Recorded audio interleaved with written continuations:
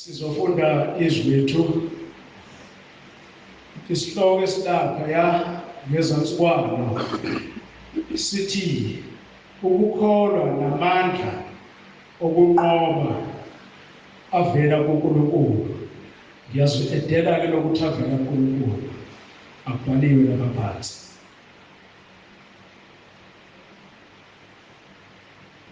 Sizoqala sifunde yilowo nalowo okholwa ukuthi uJesu unguKristu uzelwe nguNkulunkulu. Nalowo othanda ozeleyo uthanda naye ozelwe nguye. Ngalokho siyazi ukuthi siyabathanda abantwana bakaNkulunkulu. Nxa sithanda uNkulunkulu senza imiyalo yakhe. Ngokuba ukuthanda uNkulunkulu yilokhu ukuba sigcine imiyalo yakhe, nemiyalo yakhe ayinzima. Ngokuba konke okuzelwe nguNkulunkulu kuyalinqoba izwe.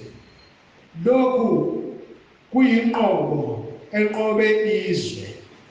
Ukukholwa kwethu, ngubani onqoba izwe uma kungesiye okholwa ukuthi uJesu uyindodana kaNkulunkulu na? Ngizocela umama uSithole asikhulekele, asibiyelele izwi.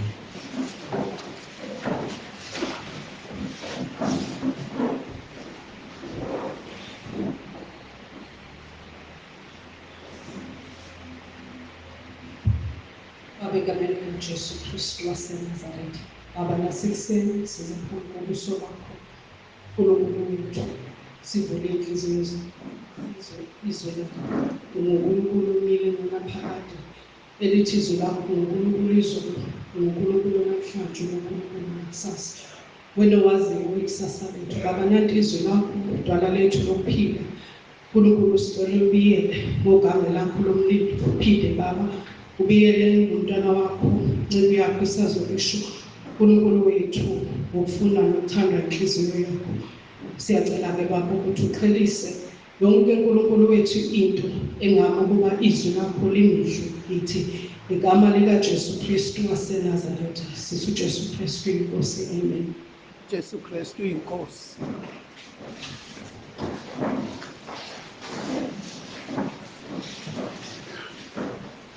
Bazalwane, nanti izwi uNkulunkulu athe ufuna sikhulume ngalo osukela namhlanje.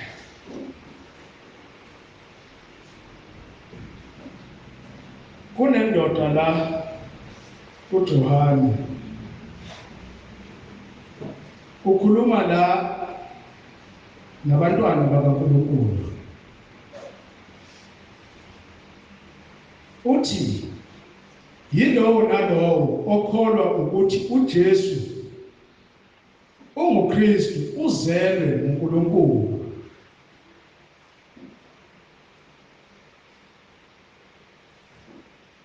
Le ndaba le bazalwane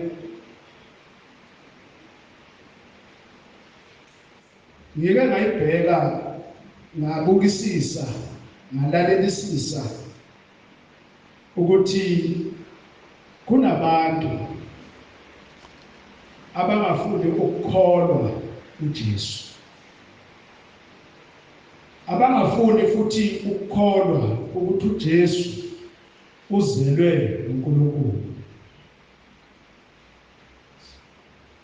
Abefundisi nabazalwane abakholwa ukuthi uJesu uzelwe nguNkulunkulu bathwele ubunzima, ngoba la ngaphandle kunabantu abathi bona bakholwa uNkulunkulu. Uma uqhamuka uthi uJesu uyindodana kaNkulunkulu, bathi uyindodana kaNkulunkulu kanjani? Ngoba nithi nina uJoseph akahlangananga nonina kaJesu kuze kube khona uJesu.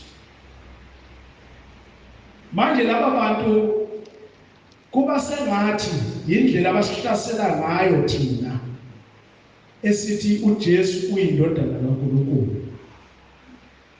Manje labantu bafuna ucaciseleka. Inkinga lekhona bazocaciseleka kanjani?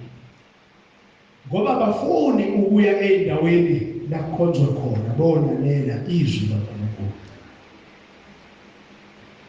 Wena ungumntwana kaNkulunkulu uhlezi lapha phansi, uyakholwa yini ukuthi uJesu uyindodana kaNkulunkulu? Lithi izwi la yilowo naloyo okholwa ukuthi uJesu unguNkulunkulu, uJesu unguKristu uzelwe nguNkulunkulu. Nalowo othanda ozeleyo uthanda naye ozelwe nguye.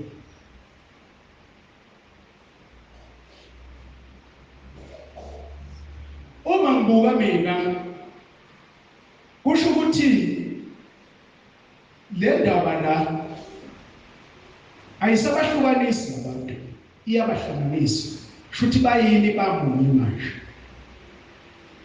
manje uma kunomuntu othi yena ukholwa uNkulunkulu akakholwa uJesu, lo muntu usho ukuthini? Akakholwa uNkulunkulu, kodwa yena uthi ukholwa uNkulunkulu hayi uJesu. Ingani uJesu uNkulunkulu? Lisho njalo izwi. Uze wathi uNkulunkulu ngimnikile amandla okuba konke akusho nikulalele. Ngoba ukukhulunywa uNkulunkulu ukukhulunywa uJesu, okukhulunywa uJesu ukukhulunywa uNkulunkulu. Kusho ukuthi labantu bamunye. Manje ngiyadideka kuma kunabantu abanaleyo nkinga. Angazi ke noma nabazalwane bakhona abanaleyo nkinga. Omunye uzothi mina nginayo inkinga, bese ngithi mina awuke uzihlole ukuthi igama elithi Jesu lisho kangaki ngosuku.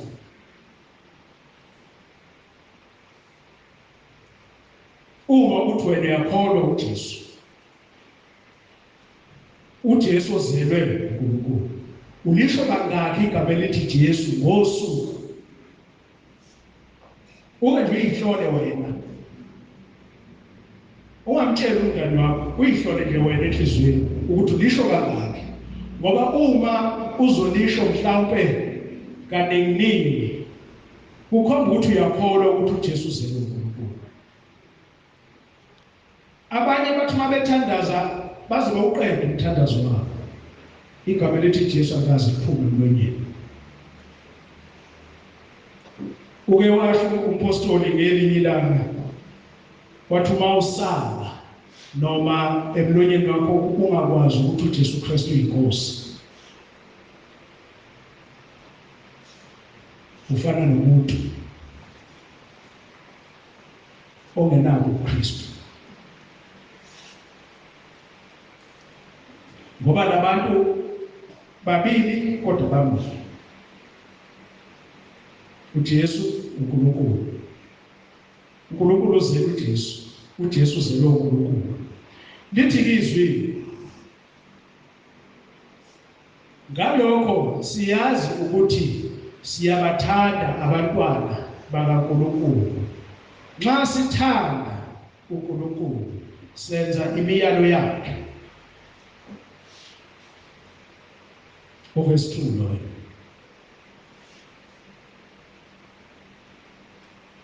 Kusho ukuthi uNkulunkulu kumele simthande. Uma sithanda uNkulunkulu noJesu siyamthanda. Kodwa ke ekukhulumeni kwethu siyabiza igama likaJesu noma sigcina igama likaNkulunkulu. Akusili iqala ukubiza uNkulunkulu, kodwa unikiwe amandla kuJesu ekutheni konke akushoyo sikulalele sikwenze. Wazi wathi uMaria ngelinye ilanga kuloya mshado wasekhaya wathi konke akhuluma ngokwenza, ngoba usuke ekhuluma lokho okuvela kubaba ekhaya ezwini, akakhuluma kususa kuyena. uNkulunkulu uthume uJesu ukuthi akeze kulomhlaba ukuze azosifela thina abantwana bakaNkulunkulu sithethelele izono zethu. Ukufika kukaJesu kusuke kufike uNkulunkulu. Manje uverse 2 uthi, ngalokho siyazi ukuthi siyabathanda abantwana bakaNkulunkulu.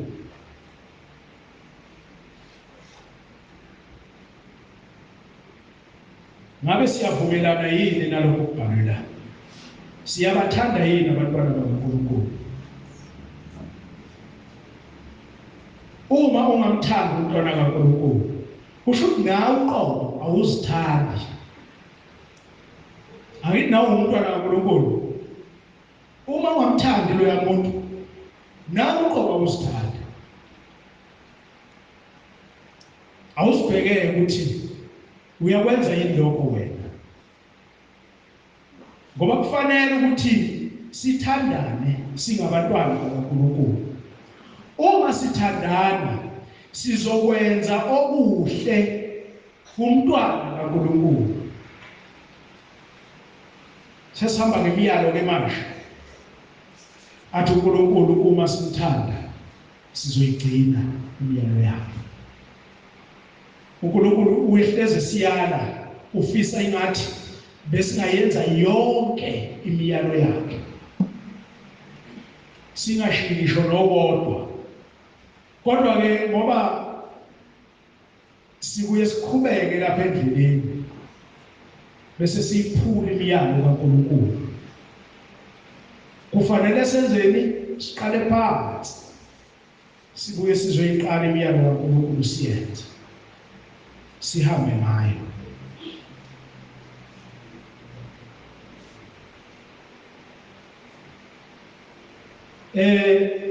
Kunevesi lapha ya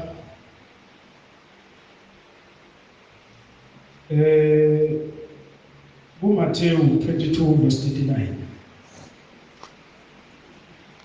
uthi ngothanda umakhelwane wakho njengalokho uzithanda wena.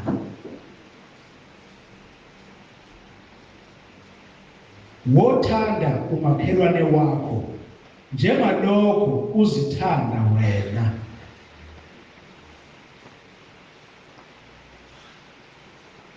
Yilapho-ke okufuna uzibuke khona wena ukuthi uyamthanda yini umntwana kaNkulunkulu. Uma umthanda kusho ukuthi imiyalo kaNkulunkulu uyayigcina. Kodwa uma ungakwenzi lokho, imiyalo kaNkulunkulu kusho ukuthi awunandaba, awuyenzi. Kanti kusifanele ukuba siyenze.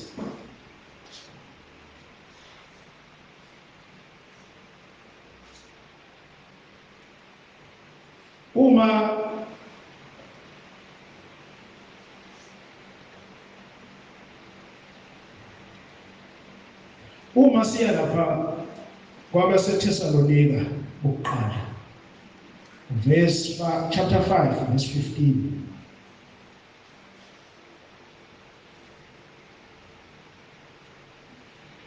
Ufundeka kanje: qaphelani ukuba kungabikho ophindisela omunye okubi, ngokuba kepha jongani njalo ukwenza okuhle omunye komunye nakubo bonke. Imiyalo kaNkulunkulu asiyala ngayo.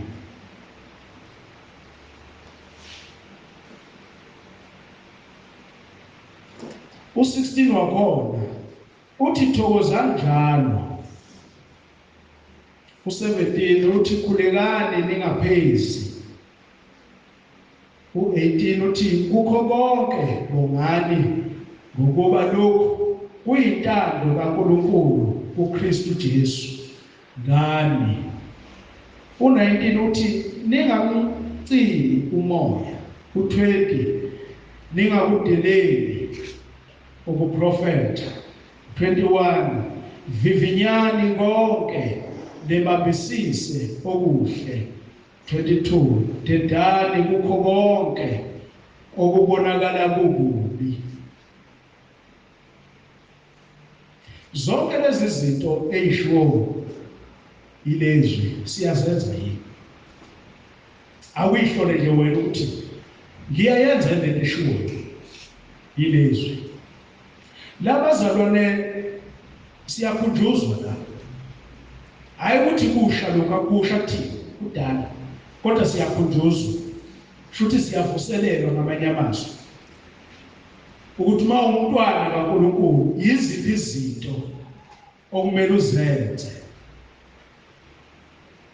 ukuze ubonakalise phela ukuthi uyazi wena ukuthi uNkulunkulu uzele uJesu. uJesu uzelwe uNkulunkulu. Ngenhla sikhulume ngothando, okusho ukuthi le miyalo le uma singayenzi, noma ngabe ikhulunywa uJesu noma ngabe ikhulunywa uNkulunkulu, kusho ukuthi asibathandi laba bantu bobabili, kodwa sithi singabantwana bakaNkulunkulu. Akangakhali umuntu ekhaliswa yizwi okhipha emlonyeni wakho. Akangakhali. Lezo nyembezi qaphela ziyagcwala egabheni lakhe, ngoba umuntu nomuntu ingilosi yakhe ezulwini imbekele igaba lapha zithuma ikhongozelo isikhathi iqathaka. Thina sizothi iqathakele emhlabathini, kanti ayiqathakele emhlabathini, iqathakele egabheni. Ziyathatha ziyothela. Sezingakanani inyembezo osuyikhiphile ngokukhuluma kwakho? Sebangakhi abaphuka inhliziyo ngamazwi wakhuluma ngomlomo wakho? Bangakhi abazibulele noma babulewe ngenxa yezwi liphuma emlonyeni wakho. Uthini uNkulunkulu? Uthi uma ngabe simthanda siyayigcina imiyalo yakhe. Uyasiyala uNkulunkulu ngazo zonke lezi zinto. Uthi thina uma singabantwana bakhe asigcine imiyalo yakhe. Senze lokhu akushoyo yena. Mzali, iy'ngane zakho sezikudubeka ngakho ukudla zingakudli ngenxa yokwenza kwakho noma ngenxa yokukhuluma kwakho. Iy'ngane zethu siyazazi ziyaduka. Suke ingazi ukuthi ziyona ukuduka ndukona lokho. Wazwa sibekisela upostoli ilanga wathi umama wafika ethi uzogcilisa ingane ngenxa yokuthi ingane isikhale kakhulu engekho. Wathi ayicela isidubile leyo ngane, seyisono leso.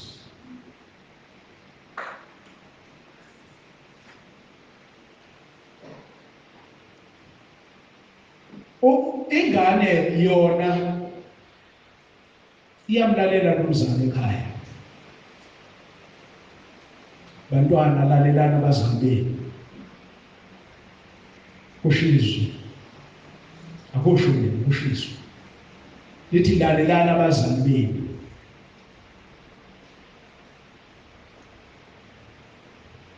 Yesu ubuhlungu mase lithi nawe mzali ungacasuki mntwana. Kusho ukuthini lokho bazalwane? Akekho umuntu ongacasuki. Noma ngabe mncane kangakanani. Lokho kucasuka kugada ukuthi kungaphumi kuwena. Ngoba wenze isono wacasula umuntu wona ngenxa yokwenza kwakho.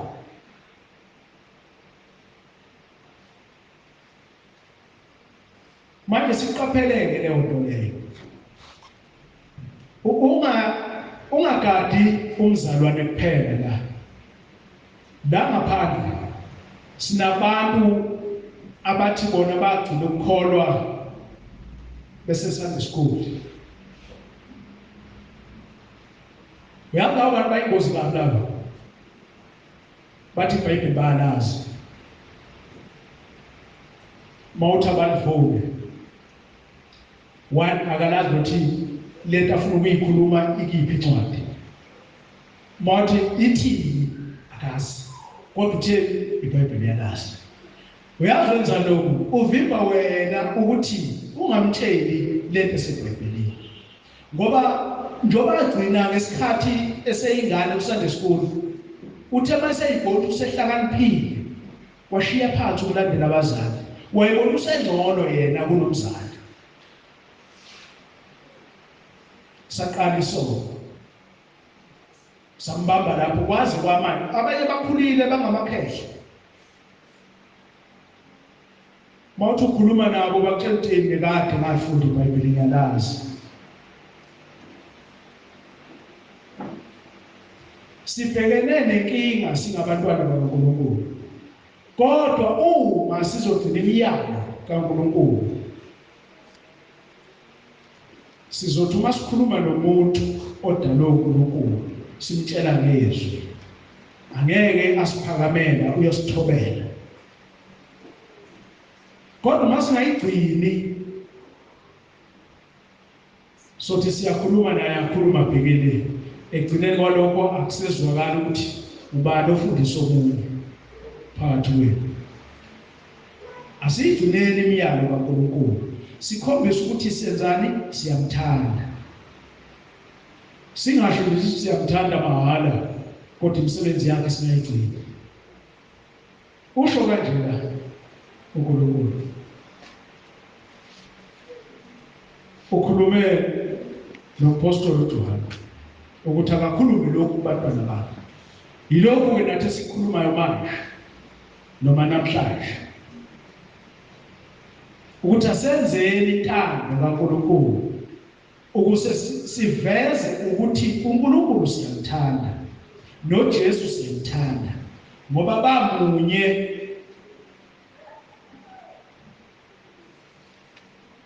Kuningi uJesu akukhulumile bantwana bakaNkulunkulu.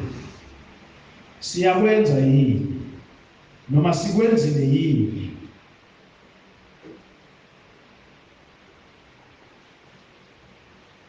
Asike sifunde lapha number 5 kulezwe sifunde kulona.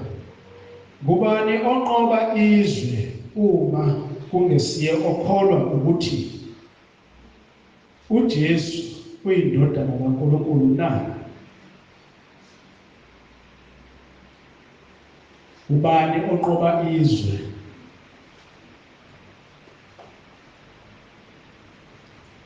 Izwe ngeke ulinqobe uma ungakholwa ukuthi uJesu uyindodana kaNkulunkulu.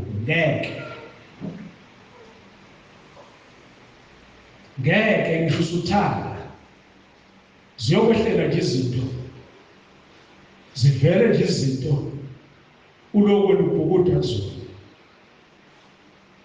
Kanti kufanele ukuthi ukholwe ukuthi uJesu uyindodana kaNkulunkulu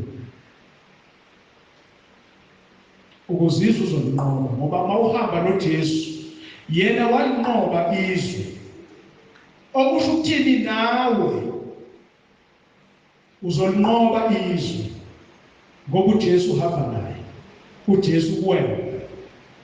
Kodwa mangenjalo ngeke bangashumayela nje abantu nabefundisi ngazo zonke izikhathi. Uma wena ungayenzi loo nto leyo khohlwa. Yolokuza njalo enkonzweni sithi thina umzalwane ayicha ukhuthela kanti akho lutho. Uyilethela isidumo. Manje kusifaneleke bantwana bakaNkulunkulu ukuthi sikholwe ukuthi uJesu uzelwe uNkulunkulu. Ngeke kwaguquka ngisho siyathanda, ngeke kwashintsha lokho. Kuphela kudingeka ukuthi imiyalo yakhe siyenze njengoba injalo. Uthini uJohane lapha ngokaJohane lapha ku-20 verse 31 uthi kodwa lezi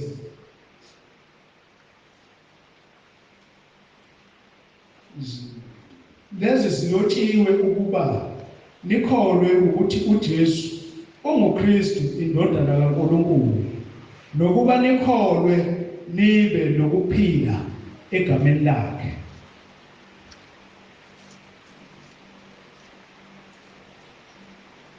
Silotshelwe ukuthi sikholwe ukuthi uJesu unguKristu indodana kaNkulunkulu.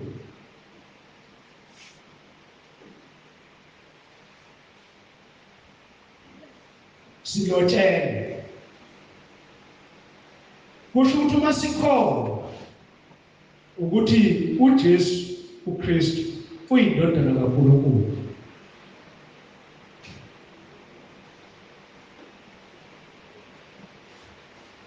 sizohlula zonke izimo zempilo esibhekana nazo ngoba sizobe sisihamba noJesu. Yonke into ema endleleni yethu sizobe sithi Jesu ndodana kaDavide ngihawukele, noma sithi Nkosi Jesu susa lokho phambi kwami. Sikusho ngokukholwa ngoba mawukusho nje kungasuka enhlizweni kuzoba nje phambi kwakho ukubuka.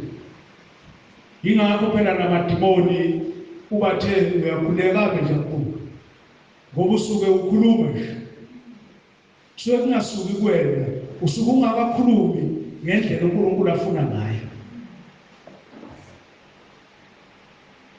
Ngiyakhumbula nobaba ku-VN yakhe akayikhuluma kathi wathi uyala amadimoni ambuke waze wabuza Nkosi yikuphi ofuna ngikusho? Uthi yathi Nkosi biza amandla ami okugcina okumoya ongcwele ngaleso sikhathi anqoba ngawo. Manje ke uma thina sihluleka ukubiza uJesu, sicabanga soqoba, ngeke siqobe emhlabeni bafowethu. Ngeke ngizwe siqobe khohlwana. Kodwa uma solubiza igama likaJesu lisuke ekujuleni kwenhliziyo, sinomkholwa, ziyoba zonke izinto. Sinqobe, siphumele ngalo. Namadimoni ayolalela asuke sedlule. Ngisho izifo siyokhuleka phezu kwazo ziyophela ngamandla avela kuJesu. Yingakho sinikwe igama elithi uJesu Kristu inkosi. Yabona leli gama leli bazalwane linamandla amangisayo. Linqoba konke okumelane nawe ungumntwana kaNkulunkulu. Mawuthe uJesu Kristu inkosi, usho futhi ungangabazi. Usitshela isimo obhekane naso, uthi wena simo okhona njengamanje, uJesu Kristu inkosi phezu kwakho. Ubona ukuthi akuzukulunga yini. Ngiyafisa nje ukuthi abantwana bethu sibafundise ukulibiza leli gama, ngoba imoya emibi iyathanda kakhulu ukungena ngabantwana, iyabahlasela abantwana kakhulu. Futhi sengike ngabona lapha ezikoleni ingathi iyona ndawo enkulu yokudlala kwamadimoni. Othisha bethu ingathi ngaphambi kokungena eklasini ebengathi nje mayephuma esitafuni athi uJesu Kristu inkosi. Ngicela lezi ngane ziyizwe lento engiyikhuluma. Mayefika eklasini engena emnyango ukubabingelela abantwana athi uJesu Kristu inkosi nomntababo. Abone ukuthi isitha masikhona asizukuphuma isiqhasha. Ngiyafisa siyitshale lento kubantwana, siyitshale nje kakhulu. Siyitshale into eyinkinga ke bazalwane esiphazamisayo amahloni. Leli dimoni lamahloni liyahlupha. Liyahlupha. Sengike ngabona le gama elithi Jesu Kristu inkosi silibiza kubazalwane, umzalwane ethu umzalwane. Asilibize umuntu ongakholwa. Mawubingelela lithi uJesu Kristu inkosi, usho umxhawuli, kuthiwa akathanda uxhawuli. Umxhawuli uzowabona amadimoni ovela balekisa isandla athi idimoni lelo liyazi ukuthi lento mawumthinta lesandla uthinta ngomlilo. Manje masingenza kanjalo sobe senza lento uJesu ayifunayo. Sobe senza lento uJesu afuna siyenze ukuze siphakamise aziwe izizwe zonke ukuthi uJesu Kristu inkosi. Asiyigcineni imiyalo kaNkulunkulu, imiyalo kaJesu asifundise yona singabantwana bakhe, ukuthi masihambe ngayo ukuze sinqobe izwe. Ngoba uma singahambi ngemiyalo asiyala ngayo ngeke silinqobe izwe. Zingakho izinto zasezweni esizithandayo. Ucabanga ukuthi uyalinqoba izwe mawenza njalo? Okukhulu kakhulu okusihluphayo nokusilimazayo, cellphone. Iselfoni yasezweni bazalwane, yasezweni. Ingathi bengakuhle ngeselfoni yakho wenze izinto zikaNkulunkulu, izinto ezibalulekile. Abanye bajatshiswa ku-TikTok. Bebazalwane, u-TikTok ubusathane olaphaya. Umntwana kaNkulunkulu ukube kuyangami ngabe u-TikTok asiwubuki. Mayikhona indlela siwudelete. Manje ngoba singabasezweni, asikabi ngabasezulwini, sizobuka, sijabule. Yini esijabulisa ku-TikTok? Ngoba abantu bekhuluma ngathi badilike ezihlahleni noma bekhuluma. Yini esijabulisayo?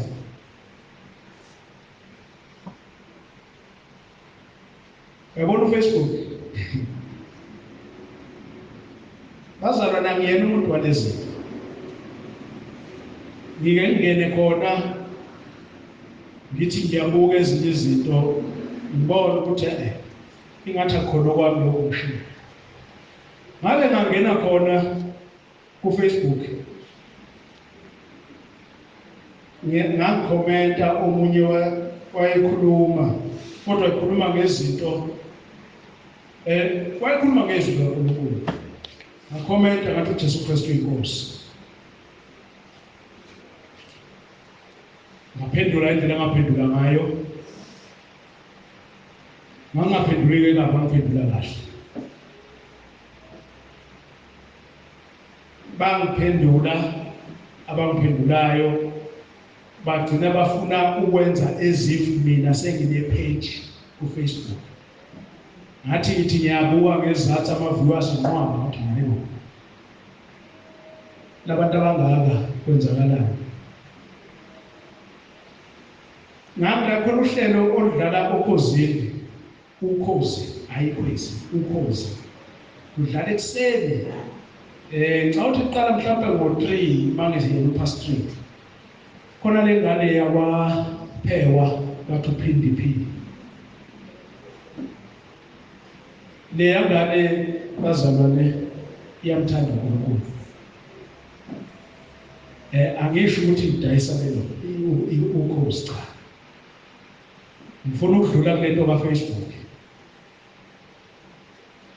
Ngangena epage lakhe ngalalela izinto ayibhalayo, ngiphendule. Abanye bafuna umkhuleko, bafuna ukukhulekelwa. Angifuni ukukhuluma manga, khona engake ngamthumelela umkhuleko, kodwa hayi lo uRoma 10:9. Ngakhuleka nje nami ngamthumelela. Kwasuka futhi lokho. Ngabona sekulandela abantu abaningi sebefuna umkhuleko bonke, ngathi ingathi ngene endaweni erong. Ngagcina sengiyeka. Into yangenza ukuthi ngiyeke ngenkulu kunalokho engishoyo. Ngagcina sengiyithola sekungathi mina ngihlangene noKhozi ngoba ngabe sebekhulumela ukuthi nisiqasha nini. Ngaqale ngandideka nje uqasha ngalento engikhuluma ngayo kuhlangana lapha. Ngase ngiyaphuma ngathi hayi uye uFacebook. uFacebook wafowethu unokuhle unokubi. Angeke ugxeke, unokuhle unokubi. Mhlawumbe wena njengomntwana kaNkulunkulu uma uthanda uFacebook ingathi ungathanda kulokhu okuhle, ungathandi kulokhu okubi, ngicabanga ukuthi usizakala. Ngakho-ke bazalwane, ngisendabeni yokuthanda izwe sigcine singalinqobile ngenxa ukuthi sithanda lona. Ngikuleyo ndaba kahle kahle. Manje kusifanele ukuthi uma umntwana kaNkulunkulu ulahle komhlaba uthanda uNkulunkulu. Uma uzokwenza njalo, qala ugcine imiyalo yenkosi. Mawugcine yona uzolinqoba izwe. kodwa uma uhlulekile ukuyigcina izwe lizonqoba wena. Ngifisa ngathi besingephume ekukholweni sikholwe ngokweqiniso, sihambe ngendlela uNkulunkulu afuna sihambe ngayo, siyenze yonke into eshiwo uNkulunkulu ukuze sikwazi ukunqoba izwe. Uma singakwenzanga lokho, sesiphumile olayinini, sesiphumile kuNkulunkulu, sisekho. Singabantu nje abathi bayakholwa ukuthi umsebenzi bengasho njalo. Uma siqaphela imisebenzi yethu ukuthi iyavumelana yini nokushiwo uNkulunkulu, iyahambisana yini. Uma nje ngibuyele emuva, izwe silifundile, yilowo naloyo okholwa ukuthi uJesu unguKristu uzelwe nguNkulunkulu, nalowo othanda ozeleyo uthanda naye ozele nguye. Ngalokho siyazi ukuthi siyabathanda abantwana bakaNkulunkulu. Nxa sithanda uNkulunkulu, senza imiyalo yakhe. Ngokuba ukuthanda uNkulunkulu yilokhu ukuba sigcine imiyalo yakhe, nemiyalo yakhe ayinzima. Ngokuba konke okuzelwe nguNkulunkulu kulinqobile izwe, lokhu okuyinqobo enqobe izwe, ukukholwa kwethu. Kusho ukuthi ukukholwa kwethu kona okuqobe izwe. Uma singakholwanga izwe lesinqobo. Ngubani onqobe izwe uma kungesiye okholwa ukuthi uJesu uyindodana kaNkulunkulu na? Kusho ukuthi thina funa sijabule ukuthi siyakholwa ukuthi uJesu uyindodana kaNkulunkulu. Okusho ukuthini? Izwe sinqobile.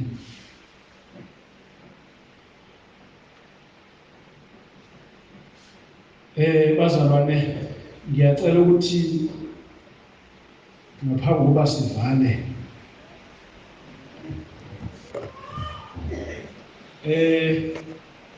indodana yami-ke inginike nali pheshana, ibhale u-259 ekilongweni. Wathi-ke uyacela baba ungicelele ubaba uMthembu asiculele leli culo leli. Velasi ngoza wena wavele enyandeni, siyathola phambi kwakho mama.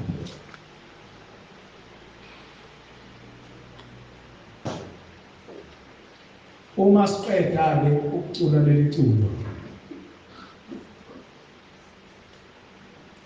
ngiyafisa bangcwele, ngiyafisa ukuthi sikhuleke sonke kanye kanye. Sikhuleke nje sonke kanye kanye. Emveni kwalokho mina ngizosho isibusiso bese sihlukana. Sizosukuma ngesonke kancane. Sicule leli culo.